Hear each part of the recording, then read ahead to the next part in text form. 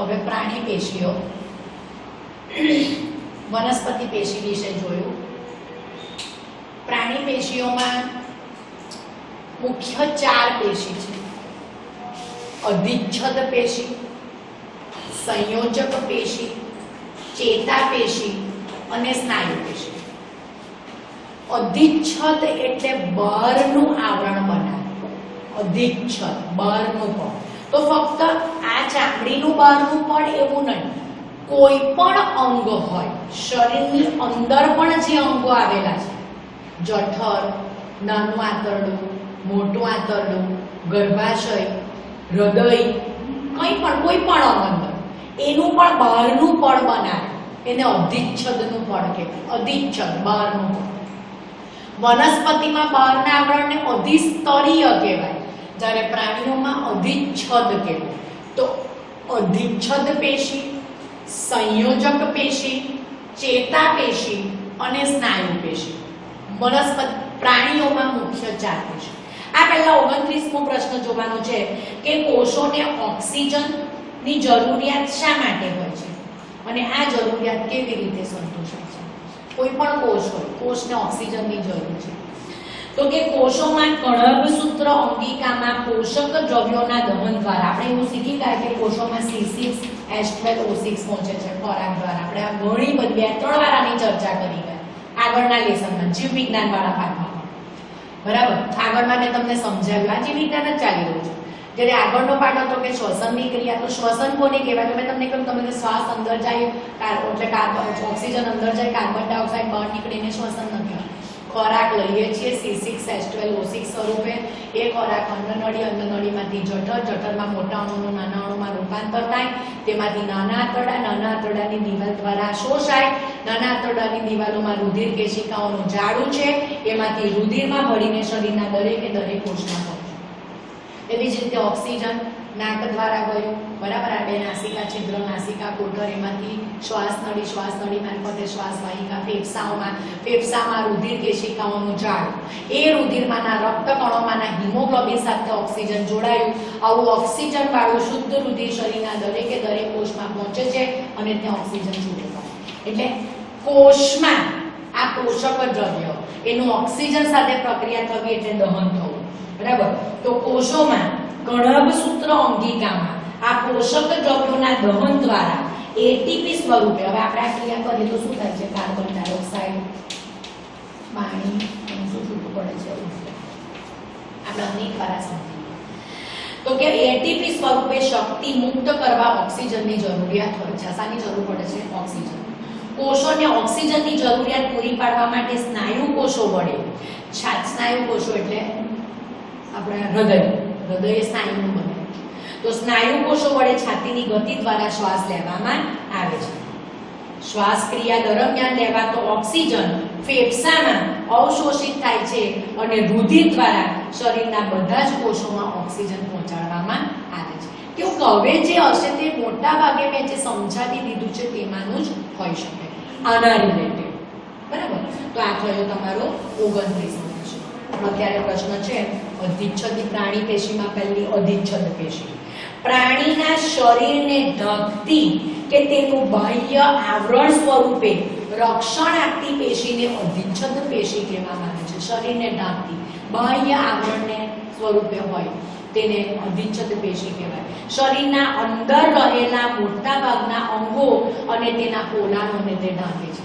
એવું નહીં કે બાહ્ય, અંદર પણ જે અંગો છે તે અંગોને અને તેના પોલાણને તે ઢાંકે છે. સામાન્ય લક્ષણ: અધિચ્છદ પેશીના કોષો એકબીજા સાથે ચુસ્ત રીતે જોડાઈને આચ્છાદિત આવરણનું નિર્માણ કરે છે. એકબીજા સાથે સખત રીતે જોડાયેલા હોય, આચ્છાદન કરે. બધી જ અધિચ્છદની નીચે બાહ્ય રેસામય આધાર આપતી આધાર કલા હોય છે. બરાબર. શું હોય? એક આધાર કલા હોય, રેસામય આવરણવાળી, જે અન્ય પેશીથી તેને અલગ કરે છે. અધિચ્છદના કોષો વચ્ચે સિમેન્ટ દ્રવ્ય ખૂબ ઓછી માત્રામાં હોય. 2 કોષોને જોડવા માટેનું સિમેન્ટ દ્રવ્ય તે ઓછું. કોષો ઓલરેડી એકબીજાની બહુ જ નજીક, એકબીજાની એકદમ નજીક ગોઠવાયેલા હોય છે. મોટાભાગના કોષો વચ્ચે આંતરકોષીય અવકાશનો અભાવ હોય છે, હોતો જ નથી, કારણ કે કોષો જ એકબીજા સાથે ચુસ્ત રીતે જોડાયેલા છે, એકદમ ઘટ્ટ રીતે જોડાયેલા છે. સ્થાન ત્વચા, શરીરની બાહ્ય ત્વચા, મોંનું અસ્તર, મોંની અંદરનું આવરણ, અન્નનળી, રુધિરવાહિનીનું અસ્તર, આખા શરીરમાં આટલી બધી રુધિર લઈ જતી નળીઓ છે તેને રુધિરવાહિનીઓ, એનું બધું બાહ્ય આવરણ, ફેફસાના વાયુકોષો, મૂત્રપિંડ નલિકા વગેરે અધિચ્છદ પેશીના બનેલા. ટૂંકમાં અંદરની પણ બધી જ જે નળીઓ છે કે અંદર જેટલા અંગો છે બધાનું બાહ્ય આવરણ અધિચ્છદ પેશીનું બનેલું હોય છે. કાર્ય શું છે? એટલે સ્થાન છે. દરેક પેશીનું સ્થાન, પહેલા તો લક્ષણ આવશે, દરેક પેશીનું સ્થાન તે એટલે ક્યાં છે, તેનું કાર્ય. અધિચ્છદ પેશી વિવિધ શારીરિક તંત્રોને એકબીજાથી અલગ કરવા એટલે કે અવરોધનું નિર્માણ કરતી હોવાથી જે પદાર્થ શરીરમાં પ્રવેશે કે બહાર નીકળે તે અધિચ્છદ પેશીના બાહ્ય સ્તર પટલમાંથી પસાર થાય છે. આથી વિવિધ પ્રકારની અધિચ્છદ પેશીના કોષો વચ્ચેની પારગમ્યતા, બાહ્ય વાતાવરણ અને શરીર તેમજ શરીરના વિવિધ અંગો વચ્ચે પદાર્થોની આપલે માટે મહત્વની ભૂમિકા ભજવે છે. બરાબર. તો આવી અધિચ્છદ પેશીના 3 પ્રકાર: લાદી સમઅધિચ્છદ, સ્તંભાકાર અધિચ્છદ પેશી અને ઘનાકાર અધિચ્છદ પેશી. લાદી સમઅધિચ્છદ પેશી, સ્તંભીય અધિચ્છદ પેશી, મેં અહીંયા સ્તંભાકાર લખ્યું છે, અંદર સ્તંભીય છે, અને ઘનાકાર અધિચ્છદ પેશી. હવે લાદી સમ કેમ છે? તો કે આપણા ઘરમાં જે ટાઇલ્સ હોય એ ટાઇલ્સની લંબાઈ પહોળાઈ એક સરખી હોય, એને લાદી કહેવાય. તો આવા લાદી જેવા કોષો ધરાવે એટલે એને લાદી સમઅધિચ્છદ કહેવામાં આવે.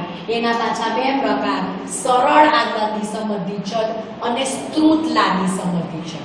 તો ફરીથી પ્રાણી પેશીઓમાં અધિચ્છદીય પેશી, સંયોજક પેશી, ચેતાપેશી, સ્નાયુ પેશી. અધિચ્છદ પેશીમાં લાદી સમઅધિચ્છદ, સ્તંભીય અધિચ્છદ, ઘનાકાર અધિચ્છદ. લાદી સમઅધિચ્છદમાં સરળ અને સ્ત્રુત. હવે સરળ લાદી અધિચ્છદ કેવું હોય? તો કે સામાન્ય રીતે કહ્યું તેમ આવી રીતે બાહ્ય જે રચના છે, બરાબર, આના પર પેલા કોષો આવા લાદીની જેમ ગોઠવાયેલા,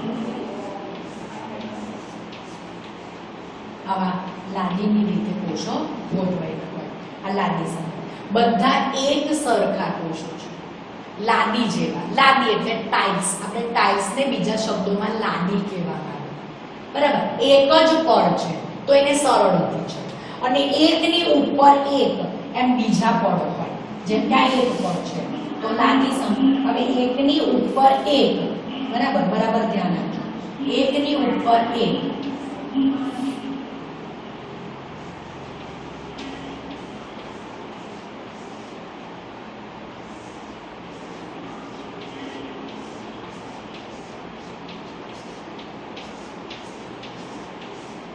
એકની ઉપર એક આવા હોય, એક જ પડ હોય કોષોનું તો સરળ લાદી સમઅધિચ્છદ.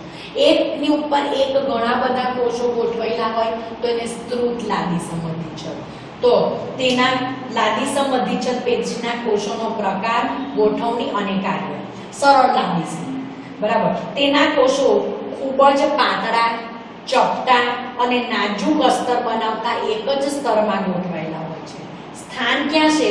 તો કે રુધિરવાહિની, રુધિર લઈ જતી રુધિરવાહિનીઓ, ફેફસાના વાયુકોષોની દિવાલ, અન્નનળી અને મોંનું અસ્તર. આવું સરળ લાદી સમઅધિચ્છદ એટલે એક જ કોષોના અસ્તરનું બનેલું છે. જ્યારે સ્ત્રુત લાદી સમઅધિચ્છદ તેના કોષો અનેક સ્તરોમાં સુવ્યવસ્થિત, એક કોષ એક તે કોષોનું એક સ્તર, એના ઉપર બીજું સ્તર, એના ઉપર ત્રીજું સ્તર, એમ કોષો અનેક સ્તરોમાં સુવ્યવસ્થિત ગોઠવણી ધરાવતા હોય છે. ત્વચાનું અધિચ્છદ, આ બહાર જે ત્વચાનું અધિચ્છદ આ સ્ત્રુત અધિચ્છદ લાદી સમઅધિચ્છદથી બનેલું હોય છે. આનું કાર્ય શું છે? તો કે તેના દ્વારા પદાર્થોનું વહન અસંધિમાન પ્રવેશિત પટલ દ્વારા થાય છે, બરાબર. આ જે એક જ સ્તરનું બનેલું છે એમાંથી જ પસાર થઈને બધા દ્રવ્યોની આપલે બધું થતું હોય. જ્યારે આનું કાર્ય તો કે બાહ્ય ઈજાઓ દ્વારા કપાવાથી તે ફાટવા સામે રક્ષણ. એક પડ ફાટે પણ અંદરના સ્તરનું રક્ષણ થાય. તો પ્રાણી પેશીઓમાં અધિચ્છદીય પેશી, એમાં લાદીસમ, સ્તંભીય, ઘનાકાર, લાદીસમમાં સરળ અને સ્થૂળ. હવે આવશે સ્તંભીય અધિચ્છદ. સ્તંભીય અધિચ્છદને સ્તંભાકાર પણ કહેવામાં આવે. સ્તંભીય અધિચ્છદ પેશીના કોષો લાંબા અધિચ્છદીય કોષો હોય છે. એટલે આ કેવા ચપટા છે, તો પેલા કેવા છે સ્તંભીય અધિચ્છદના કોષો લાંબા. ધ્યાન રાખજો.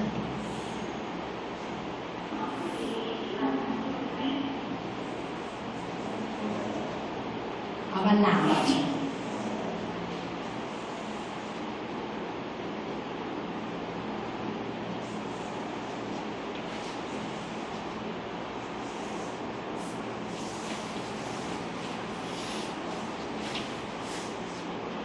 લાંબા કોષો છે, બરાબર.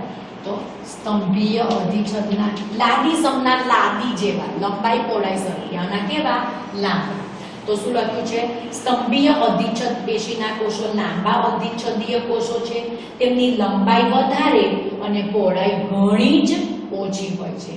આ પેશી આંતરડાનું અંદર, હવે તમારે આ યાદ રાખવાનું, મોંનું અંદરનું અસ્તર, રુધિરવાહિનીઓનું અસ્તર, બરાબર બરાબર સમજો.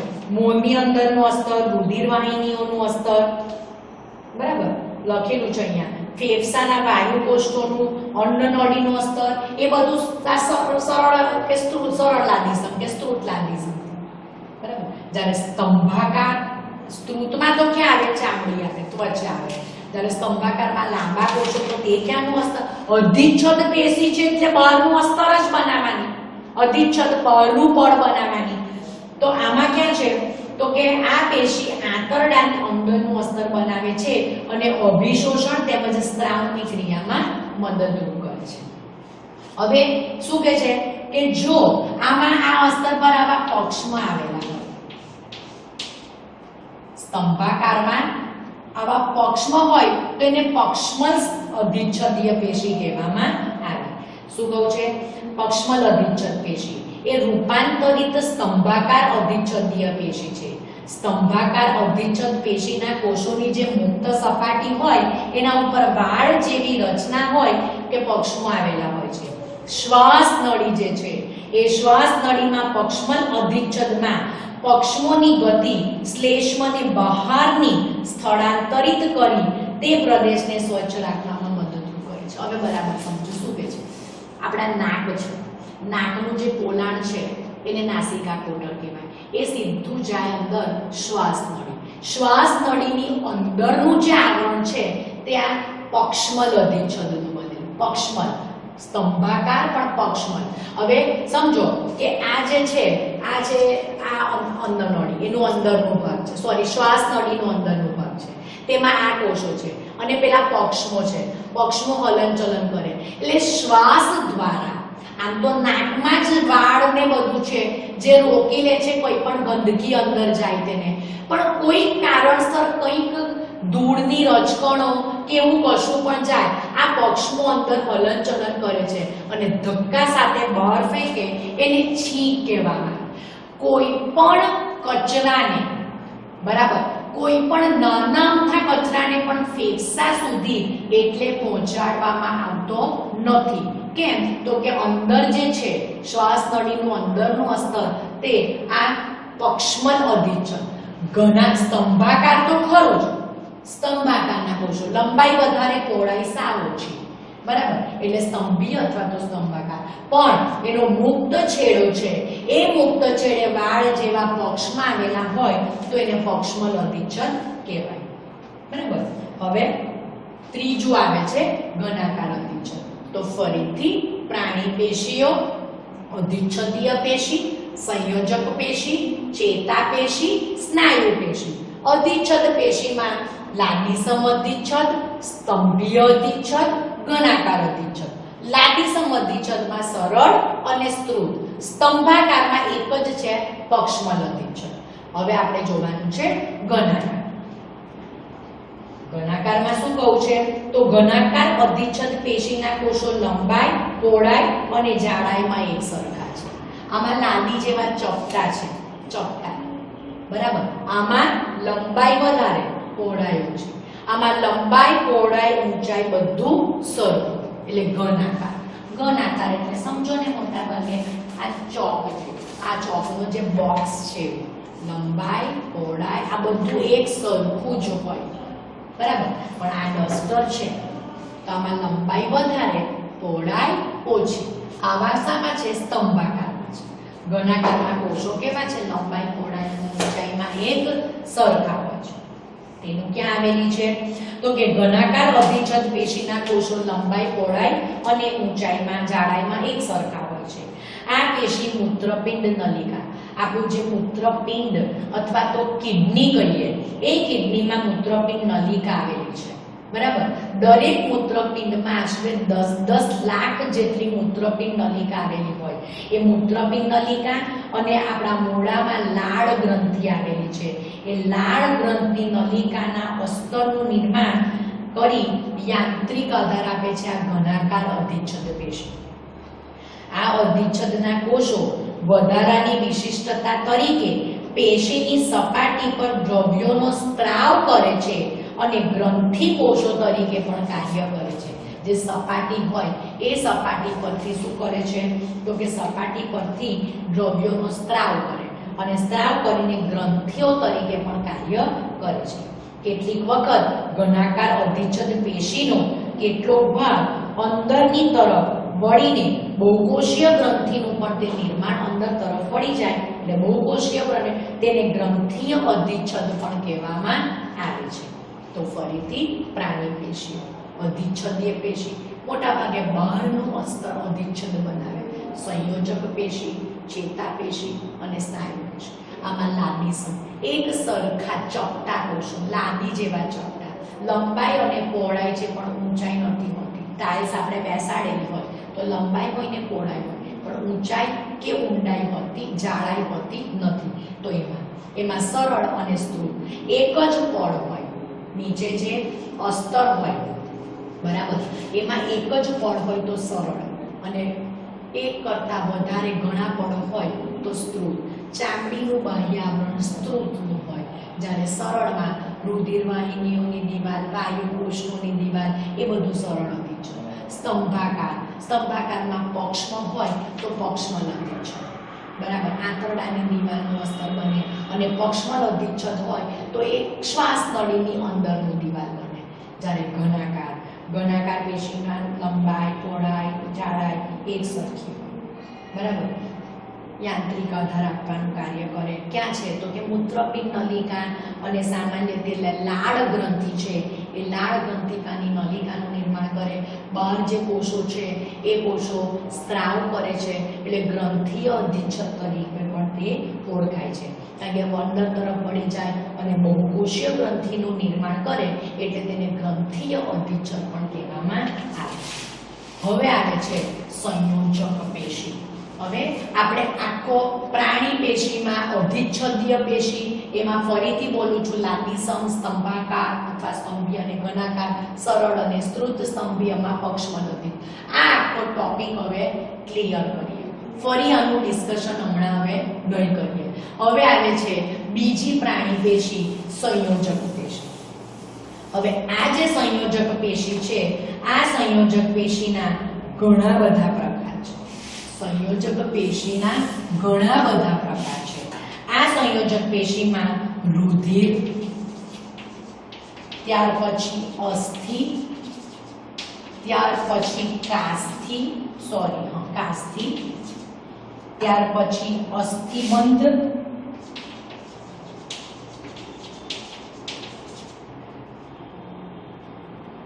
રુધિર, અસ્થિ, કાસ્થિ, અસ્થિબંધ, સ્નાયુબંધ, તંતુઘટક અને મેદપૂર્ણ.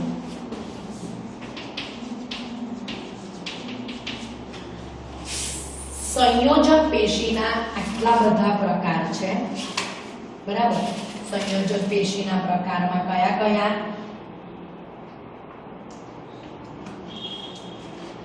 તો અહીંયા લખ્યું છે રુધિર, અસ્થિ, કાસ્થિ, અસ્થિબંધ, સ્નાયુબંધ, તંતુઘટક અને મેદપૂર્ણ. તંતુઘટક, મેદપૂર્ણ, રુધિર, અસ્થિ, કાસ્થિ, અસ્થિબંધ, સ્નાયુબંધ આટલા પ્રકાર છે. કોના આટલા પ્રકાર છે? સંયોજક પેશી. બરાબર. તો સંયોજક પેશી વિશે જોઈએ. સંયોજક પેશી એટલે કે બે પેશીઓ કે અંગો વચ્ચે પૂરણ કે પછી જોડાણ કરી આધાર આપતી પ્રાણી પેશી. સંયોજક, જોડતું નામ જ છે સંયોજક. એટલે શું? તો કે બે પેશી અથવા તો બે અંગો એની વચ્ચે પૂરણનું કે જોડાણનું કાર્ય કરે તેમને આધાર આપે એવી પ્રાણી પેશી, એને કહેવાય સંયોજક પેશી.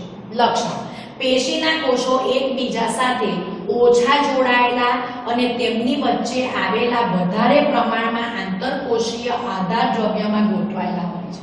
એકબીજા સાથે જો આમાં લાદીસ અધિચ્છદ પેશીમાં કોષો એકબીજા સાથે ચુસ્ત રીતે જોડાયેલા હોય, જ્યારે સંયોજક પેશીમાં કોષો એકબીજા સાથે બહુ ચુસ્ત રીતે જોડાયેલા હોતા નથી, ઓછા જોડાયેલા હોય. તેમની વચ્ચે આવેલા વધારે પ્રમાણમાં બહુ વધારે આંતરકોષીય આધારક દ્રવ્ય છે એની અંદર તે ગોઠવાયેલા હોય છે. આંતરકોષીય આધારક દ્રવ્ય કેવું હોય? તો કે તે જેલી જેવું હોય, પ્રવાહી હોય, ઘનતા ધરાવતું કે પછી બરડ પણ હોય. બરાબર સમજો. હવે આપણે શું કહ્યું તો કે આ સંયોજક, આના કોષો અધિચ્છદ પેશીના કોષો બીજા સાથે ચુસ્ત રીતે જોડાયેલા, જ્યારે આના કોષો ચુસ્ત રીતે જોડાયેલા હોતા નથી. પણ જે આધારક દ્રવ્ય છે એ દ્રવ્યમાં છૂટા છવાયા. પણ આધારક દ્રવ્ય કેવું છે? તો કે આધારક દ્રવ્ય જેલી જેવું હોય, પ્રવાહી હોય, ઘનતા ધરાવતું કે બરડ પણ હોય. બરાબર.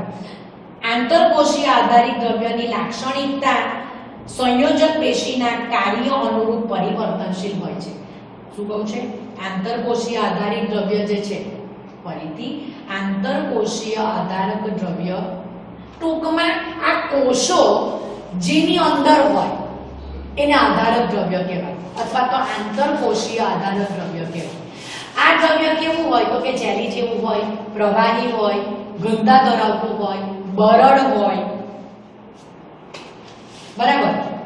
અને આ આંતરકોષીય આધારિત દ્રવ્ય જે છે તેની લાક્ષણિકતા સંયોજક પેશીના કાર્ય પરિવર્તનશીલ, એટલે બદલાઈ પણ જાય, જરૂરી નથી કે એક જ સ્વરૂપમાં રહે. હવે આપણે ભણવાનું છે સૌથી પહેલું રુધિર વિશે. શાના વિશે? રુધિર એ સંયોજક પેશી છે. તો રુધિર એ પ્રવાહી સ્વરૂપની સંયોજક પેશી છે. કેવી છે? પ્રવાહી સ્વરૂપની સંયોજક પેશી. એમાં રુધિર રસ અને રુધિર કોષો. રુધિરમાં શું આવેલું છે? તો કે રુધિર રસ છે અને રુધિર કોષો છે. જે પ્રવાહી ભાગ છે તેને રુધિર રસ કહેવાય અને જે ઘન, જે અંદર કોષ છે એને રુધિર કોષો કહેવાય. રુધિર રસ કેવું છે? તો કે તે પ્રવાહી આંતરકોષીય આધારક દ્રવ્ય છે. આપણે કે બધામાં આંતરકોષીય આધારક દ્રવ્ય છે, તો આંતરકોષીય આધારક દ્રવ્ય પ્રવાહી સ્વરૂપે છે. એ રુધિર રસમાં શું છે? તો કે પ્રોટીન, મીઠું, આપણે જે મીઠું ખાઈએ તે મીઠું અને અંતઃસ્ત્રાવ આવેલા છે. તો રુધિર એ પ્રવાહી સંયોજક પેશી છે. એમાં રુધિર રસ અને રુધિર કોષો છે. તે પ્રવાહી આંતરકોષીય આધારક દ્રવ્ય છે. તેમાં પ્રોટીન, મીઠું અને અંતઃસ્ત્રાવ આવેલા છે. જ્યારે રુધિર કોષોમાં લાલ રુધિર કોષો, વિવિધ પ્રકારના શ્વેત રુધિર કોષો, લાલ રંગના, શ્વેત રંગના અને ત્રાક કણ તરીકે રુધિર રસમાં નિલંબિત કણો હોય છે. એટલે આપણને ખબર છે રક્ત કણો, શ્વેત કણો અને રુધિર કણિકાઓ. રુધિર કણિકાઓને ત્રાક કણો પણ કહેવાય. તો રુધિર કોષોમાં લાલ રંગના કણો, શ્વેત રંગના એટલે સફેદ કણો અને રુધિર કણિકાઓ અથવા તો ત્રાક કણો. બરાબર. કાર્ય શું છે? કોનું કાર્ય? રુધિર. ફરીથી શું ભણી રહ્યા છીએ? પેશી. પેશીઓના 4 પ્રકાર. પ્રાણી પેશીઓ તે પણ અત્યારે, એમાં અધિચ્છદ પેશી, સંયોજક પેશી, ચેતાપેશી, સ્નાયુ પેશી. એમાં અધિચ્છદ પેશી વિશે હમણાં સમજી ગયા. સંયોજક પેશીના આટલા પ્રકાર: રુધિર, અસ્થિ, કાસ્થિ, અસ્થિબંધ, સ્નાયુબંધ, તંતુ ઘટક અને મેદપૂર્ણ. એમાં આપણે પહેલી રુધિર વિશે ભણી રહ્યા છીએ. બરાબર. આમાં આધારક જે આંતરકોષીય આધારક દ્રવ્ય છે તે રુધિર રસ છે, પ્રવાહી છે, તેને પ્રવાહી સંયોજક પેશી કહેવાય. રુધિર કોષોમાં રક્તકણો, શ્વેતકણો અને ત્રાકકણો, જેને બીજા શબ્દોમાં કહેવાય રુધિર કણિકાઓ. કાર્ય શું છે? તો કે ઓક્સિજન, કાર્બન ડાયોક્સાઇડ વાયુની આપલે એટલે O2 CO2 ની આપલે, શરીરમાં પચેલા ખોરાકો, અંતઃસ્ત્રાવો અને ઉત્સર્ગ પદાર્થોને શરીરના એક ભાગમાંથી બીજા ભાગમાં વહન કરવાનું તે કાર્ય કરે. થોડું આપેલું છે, નસીબદાર છે, ઓછું આપેલું છે, જૂના કોર્સમાં બહુ બધું આપેલું છે. બરાબર. તો શું કામ? તો O2 CO2 શ્વસન વાયુની શરીરમાં ખોરાક જે છે તેના પચેલા ખોરાકનું વહન કરે, અંતઃસ્ત્રાવ ઉત્સર્ગ દ્રવ્યોને એક જગ્યાએથી બીજી જગ્યાએ લઈ જાય. આ સૌથી પહેલી સંયોજક પેશી રુધિર વિશે પૂરું થયું. રુધિર એ પ્રવાહી સંયોજક પેશી છે. પ્રવાહી ભાગ તરીકે રુધિર રસ છે. આ રુધિર રસમાં શું છે? પ્રોટીન, મીઠું અને અંતઃસ્ત્રાવ છે. રુધિર કોષોમાં રક્તકણો, શ્વેતકણો અને રુધિર કણિકાઓ. હવે બીજું છે અસ્થિ. અસ્થિ એટલે આપણા બધા હાડકા, મોટા મોટા, લાંબા લાંબા, નાના મોટા હાડકા, મોટા લાંબા નાના, મોટા નાના બધા જ આવી જાય. આંગળીના હાડકું નાનું છે, આ હાડકું મોટું છે, પગના હાડકા, આંગળીના હાડકા નાના, બાકીના મોટા. હવે હાડકું કંઈક વાગે કરે તો તૂટે ખરું? તો કે હા. તો એનો મતલબ કે અસ્થિ, અને અસ્થિ કહેવાય. બરડ છે. કેવી છે? બરડ છે. લખ્યું છે શરીરના હાડપિંજરનું નિર્માણ કરે અને શરીરને આકાર આપતી સંયોજક પેશી છે. સમજો કે વિચાર કરો કે આપણા શરીરમાં એક પણ હાડકું જ નથી, તો શું હોય? તો કે મોટો માંસનો લોચો હોય. સમજો ને કે લોટ બાંધ્યો છે, મોટું પિંડ લોટનો છે, આમ મૂકો મારો આમ ગોવાઈ જાય, આમ મૂકો મારો આમ ગોવાઈ. જ્યારે આપણા શરીરને આકાર આપતું હાડપિંજર અસ્થિનું બનેલું છે. કેલ્શિયમ અને ફોસ્ફેટના બનેલા આંતરકોષીય આધારક દ્રવ્યમાં આ અસ્થિના કોષો ગોઠવાયેલા હોય છે. આધારક દ્રવ્ય કયું? તો કે કેલ્શિયમ અને ફોસ્ફેટ. કેલ્શિયમ અને ફોસ્ફેટ આધારક દ્રવ્ય, એમાં આ અસ્થિના કોષો ગોઠવાયેલા હોય છે. આથી આ પેશી કઠણ અને મજબૂત છે. ફરીથી, રુધિરમાં આધારક દ્રવ્ય રુધિર રસ હતું, જે પ્રવાહી હતું એટલે પ્રવાહી સંયોજક પેશી. અસ્થિમાં આધારક દ્રવ્ય કેલ્શિયમ અને ફોસ્ફેટનું બનેલું છે, જેમાં આ અસ્થિના કોષો ગોઠવાયેલા છે. કાર્ય શું છે?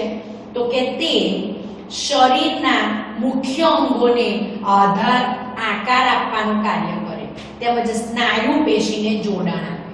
કોઈ પણ હાડકું હોય એટલે કે અસ્થિ, એની સાથે સ્નાયુ જોડાયેલો જ હોય, તો સ્નાયુ પેશીને આધાર આપવાનું કાર્ય કરે. સ્નાયુ પેશી છે એને આધાર આપવાનું કાર્ય કરે. બરાબર. તો અહીંયા શું પત્યું? અસ્થિ. હવે અસ્થિબંધ અને સ્નાયુબંધ.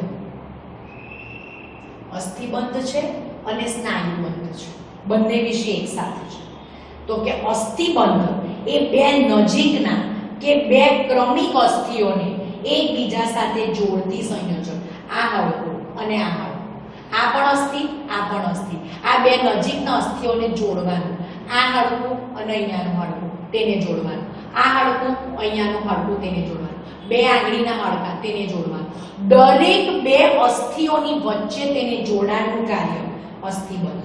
અસ્થિબંધ એ બે નજીકના કે બે ક્રમિક અસ્થિઓને એકબીજા સાથે જોડતી સંયોજક પેશી છે. આ પેશી ખૂબ જ સ્થિતિસ્થાપક હોય, મજબૂત હોય છે. તેમાં આંતરકોષીય આધારક દ્રવ્ય બહુ જ ઓછું હોય છે. આ શું થયું? અસ્થિબંધ. તો સ્નાયુબંધ કોને કહેવાય? તો સ્નાયુબંધ સ્નાયુ પેશીને અસ્થિ સાથે જોડે છે. અસ્થિબંધ એ બે અસ્થિઓને જોડે છે, જ્યારે સ્નાયુબંધ એ અસ્થિને અને સ્નાયુને જોડવાનું કરે છે. તે મજબૂત પરંતુ મર્યાદિત સ્થિતિસ્થાપકતા ધરાવતી રેસામય પેશી છે. તો કેટલું બધું મળ્યા? રુધિર, પછી અસ્થિ, અસ્થિબંધ અને સ્નાયુબંધ. અસ્થિ, કેલ્શિયમ અને ફોસ્ફેટના આધારક દ્રવ્યમાં અસ્થિના કોષો ગોઠવાયેલા હોય, બરાબર. બે અસ્થિઓની વચ્ચે જોડાણમાં અસ્થિબંધ, અસ્થિ અને સ્નાયુઓના જોડાણ માટે સ્નાયુબંધ. તો આપણે રુધિર, અસ્થિ, અસ્થિબંધ અને સ્નાયુબંધ આટલું જોયું. હવે શું આવે તો કે કાસ્થિ. બરાબર. સમજો કે આપણા કાન, આ કાનનું હાડકું જો હું વાળું છું પાછું મૂળ આવી જાય, એવી જ રીતે નાકનું હાડકું. બરાબર. હાડકું છે પણ કેવું છે? સ્થિતિસ્થાપક છે. વાળો પાછું જોડે છે. એવું જ શ્વાસ નળી, અન્ન નળી તેના હાડકા. બરાબર. તો શું લખ્યું છે? કાસ્થિ પેશીની રચનામાં પ્રોટીન અને શર્કરાના બનેલા આંતરકોષીય આધારક દ્રવ્ય. આધારક દ્રવ્ય શાનું છે? આ કાસ્થિમાં પ્રોટીન અને શર્કરાનું બનેલું છે. પ્રોટીન અને શર્કરાના બનેલા આંતરકોષીય આધારક દ્રવ્યમાં કાસ્થિ કોષો છૂટા છવાયેલા ગોઠવાયેલા હોય છે. કાસ્થિ નાક, કાન, ગળામાં અને શ્વાસ નળીમાં આવેલી હોય છે. જે તે ભાગને સ્થિતિસ્થાપકતા આપે છે. આ સ્થિતિસ્થાપકતા આપે, પાછું મૂળ સ્થાને આવી જાય. બરાબર. તેથી આપણા કાનનો બાહ્ય ભાગ કર્ણપલ્લવને આપણે વાળી શકીએ છીએ. મેં હમણાં તમને વાળીને બતાવ્યું. કાચમત કાસ્થિ એક પ્રકારની કાસ્થિ કંકાલ પેશી છે. બરાબર સમજો. કાચમત કાસ્થિ એ એક પ્રકારની કાસ્થિ કંકાલ પેશી છે. કાસ્થિ પેશી એ સાંધાના ભાગે અસ્થિઓની સપાટીને લીસી બનાવે છે. કાસ્થિ શું કરે? સાંધાનો જે ભાગ હોય, જે પણ બે સાંધા હોય, એ સાંધાના ભાગે અસ્થિઓની જે સપાટી છે એને કેવી બનાવેલી? વિચારો કે જે આ સાંધાની અસ્થિ છે, આ સાંધાની અસ્થિ છે, એ અસ્થિ ધારો કે ગમે તેવા આકારની હોય, લીસી નહીં હોય, તો એકબીજા સાથે અથડાયા કરે. અથડાય તો બહુ દુખાવો થાય. બરાબર. તો શું કે છે કે આ કાચમત કાસ્થિ એક પ્રકારની કાસ્થિ કંકાલ પેશી છે. આ કાસ્થિ કંકાલ પેશી જે સાંધાનો ભાગ હોય ત્યાં અસ્થિઓની સપાટીને લીસી બનાવે. એ લીસી નહીં હોય તો બે અસ્થિ એકબીજા સાથે અથડાય તો પુષ્કળ દુખાવો થાય, બહુ જ દુખાવો થાય. બરાબર. તો આપણે જોયું રુધિર, પછી અસ્થિ, કાસ્થિ, અસ્થિબંધ, સ્નાયુબંધ. હવે કોણ આવે તો કે તંતુ ઘટક પેશી. તંતુ ઘટક પેશી ક્યાં છે તો કે તંતુ ઘટક એ ત્વચા અને સ્નાયુની વચ્ચે. આ ત્વચા છે, ત્વચાની નીચે બરાબર સ્નાયુ છે, છૂટા નથી પાડી શકાતા. ત્વચા એની નીચે સ્નાયુ. તો ત્વચા અને સ્નાયુ વચ્ચેની પેશીની વચ્ચે રુધિર વાહિનીઓ અને ચેતાઓની ફરતે તેમજ અસ્થિ મજ્જામાં તે આવેલી છે. અસ્થિ મજ્જા એટલે શું તો કે લાંબા હાડકા હોય, એ હાડકાની વચ્ચે પોલાણમાં એક દ્રવ્ય હોય. જે નોનવેજ ખાતા હોય એ લોકો પેલી નળીની અંદર જે પેલા એને તમે ઘી કહેતા હો છો, એ અસ્થિ મજ્જા છે. તો શું કે છે? ત્વચા અને સ્નાયુ. આ ત્વચા છે એ સ્નાયુની વચ્ચેની આવેલી છે. રુધિર વાહિનીઓમાં અને ચેતાઓની ફરતે તેમજ અસ્થિ મજ્જામાં આવેલી છે. ચેતાઓની ફરતે પણ આ તંતુ ઘટક પેશી આવેલી છે. રચના શું છે તો કે આંતરકોષીય આધારકમાં જાલાકાર અને કેરોજન તંતુ આવેલા છે. આધારક દ્રવ્યમાં શું છે તો કે જાલાકાર અને કેરોજન તંતુઓ છે. આધારકમાં કોષીય ઘટકો તરીકે તંતુ કોષો, બૃહદ કોષો અને માસ્ટ કોષો આવેલા છે. ફરીથી તંતુ ઘટક પેશી ત્વચા અને સ્નાયુની વચ્ચે, રુધિર વાહિનીઓ, ચેતાઓની ફરતે અને અસ્થિ મજ્જામાં આવેલી છે. રચના તો કે આંતરકોષીય આધારકમાં શું છે તો કે જાલાકાર અને કેરોજન તંતુ આવેલા છે. જાલાકાર હોય એવા કેરોજન તંતુઓ. આધારકમાં કોષીય ઘટકો તરીકે તંતુ કોષો, બૃહદ કોષો અને માસ્ટ કોષો આવેલા છે. જેમ રુધિરમાં રુધિર રસ આધારક દ્રવ્ય તરીકે અને રુધિર કોષો. બરાબર. એવી જ રીતે તંતુ ઘટક પેશીમાં આંતરકોષીય આધારકમાં જાલાકાર અને કેરોજન તંતુ આવેલા છે અને આધારકમાં કોષીય ઘટકો તરીકે તંતુ કોષો, બૃહદ કોષો અને માસ્ટ કોષો આવેલા છે. કાર્ય અંગોની અંદરની ખાલી જગ્યાને ભરે. બે અંગ હોય જેમ કે જઠર અને નનવાત, આમ તો સળંગ પોષણ. એની સાથે લીવર એટલે યકૃત છે. બરાબર. એની સાથે ઉપર હૃદય છે. બરાબર. ત્યાં જ ફેફસા છે. તો અંગો વચ્ચે જે ખાલી જગ્યા હોય એ ખાલી જગ્યાને તે ભરવાનું કાર્ય કરે છે, આંતરિક અંગોને તે આધાર આપવાનું કાર્ય કરે અને પેશીઓના સમારકામમાં તે મદદરૂપ કરે. કોણ? તો આ તંતુ ઘટક પેશી. હવે છેલ્લી મેદપૂર્ણ પેશી, તો કે આ પેશી ત્વચાની નીચે જ આંતરિક અંગોની વચ્ચે જોવા મળે. આ પણ આવી રીતે ત્વચાની નીચે આંતરિક અંગો વચ્ચે જોવા, અંદરના અંગો વચ્ચે જોવા મળે. આ પેશી ચરબી એટલે કે મેદનો સંગ્રહ કરતી પેશી છે, તેથી તેને મેદપૂર્ણ પેશી કહેવામાં આવે છે. કારણ કે પેશીના કોષો ચરબીના ગોળકોથી જ ભરેલા હોય છે. પેશીના કોષો શાનાથી ભરેલા હોય? તો કે ચરબીના ગોળકોથી. કાર્ય ઉષ્મા નિયમન. હવે ચરબી નહીં હોય, ચરબી એ ઉષ્માની દવા, એટલે બહારની બહુ ગરમી ને અંદર નહીં, અંદરના ગરમાહટ ને બહાર નહીં, ઠંડુ નહીં પાડી દે શરીરને.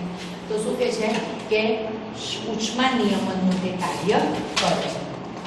તો ફરીથી પ્રાણી પેશીઓમાં અધિચ્છદ પેશી, સંયોજક પેશી, ચેતાપેશી અને સ્નાયુ પેશી. અધિચ્છદીય પેશી વિશે ભણી ગયા. સંયોજક પેશીમાં રુધિર, અસ્થિ, કાસ્થિ, અસ્થિબંધ, સ્નાયુબંધ, તંતુ ઘટક અને મેદપૂર્ણ. તો આમાં આપણે આ બધી જ પેશીઓ વિશે, સંયોજક પેશીના દરેક પ્રકાર વિશે ડિટેલમાં જોઈએ. બરાબર. હવે આવે છે લાસ્ટ પહેલા આપેલી છે સ્નાયુ પેશી. સ્નાયુ પેશીના લક્ષણોમાં કહ્યું તો સ્નાયુ પેશીના કોષો લાંબા કોષોના બનેલા છે અને તેને સ્નાયુ તંતુ કહેવામાં આવે છે. તો ફરીથી આપણે અત્યાર સુધીમાં અધિચ્છદ પેશી અને સંયોજક પેશી જોઈ. ત્રીજી ચેતાપેશી એ લાસ્ટમાં આપેલી છે, પહેલા આપેલું છે સ્નાયુ પેશી. 35મો પ્રશ્ન છે. સ્નાયુ પેશી લાંબા કોષોની બનેલી હોય એને સ્નાયુ તંતુ કહેવામાં આવે છે. સ્નાયુ તંતુઓમાં વિશિષ્ટ પ્રકારનું સંકોચનશીલ પ્રોટીન આવેલું છે. તેને એક્ટિન અને માયોસિન, એને શું કહેવાય? એક્ટિન અને માયોસિન, આનું પ્રોટીન આવેલું છે. ફરીથી સ્નાયુ પેશીના કોષો લાંબા હોય એને સ્નાયુ તંતુ કહેવાય. સ્નાયુ તંતુમાં આ બે વિશિષ્ટ પ્રકારના સંકોચનશીલ પ્રોટીન એક્ટિન અને માયોસિન આવેલા હોય છે, જેના કારણે સંકોચન શિથિલનની ગતિ મળે છે. સંકોચન શિથિલન એની ગતિ મળે છે. આથી આ પેશી આપણા શરીરમાં હલનચલન અને પ્રજનન માટે જવાબદાર છે.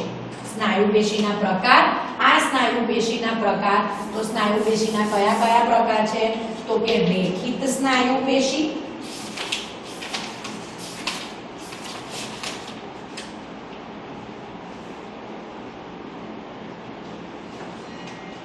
રેખિત, અરેખિત અને હૃદ સ્નાયુ પેશી. રેખિત સ્નાયુ પેશી, અરેખિત સ્નાયુ પેશી અને હૃદ સ્નાયુ પેશી. ફરીથી અધિચ્છદ પેશી, સંયોજક પેશી, ચેતાપેશી અને સ્નાયુ પેશી. સ્નાયુ પેશી એ લાંબા તંતુઓની બનેલી છે, જેને સ્નાયુ તંતુ કહેવામાં આવે. સ્નાયુ તંતુમાં વિશિષ્ટ પ્રકારનું પ્રોટીન હોય છે, જે એક્ટિન કે માયોસિન આવેલું હોય છે. સંકોચન અને શિથિલનના કારણે તેને, એટલે સંકોચન અને શિથિલન એટલે કે ગતિ મળે, પ્રચલન કરી શકે, હલનચલન કરી શકે છે સ્નાયુ પેશીને કારણે. સ્નાયુ પેશીના પ્રકાર છે રેખિત સ્નાયુ પેશી, અરેખિત સ્નાયુ પેશી અને હૃદ સ્નાયુ પેશી. હવે આપણે જોઈશું રેખિત સ્નાયુ પેશી.